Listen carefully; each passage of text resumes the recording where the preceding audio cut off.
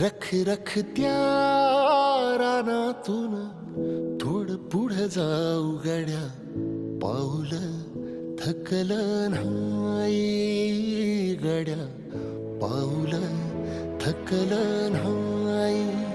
सुकलेल्या भाकरीला पाण्यासंग खाऊ गड्या, पाऊल थकलं नाही गड्या, पाऊल थकलं नाही.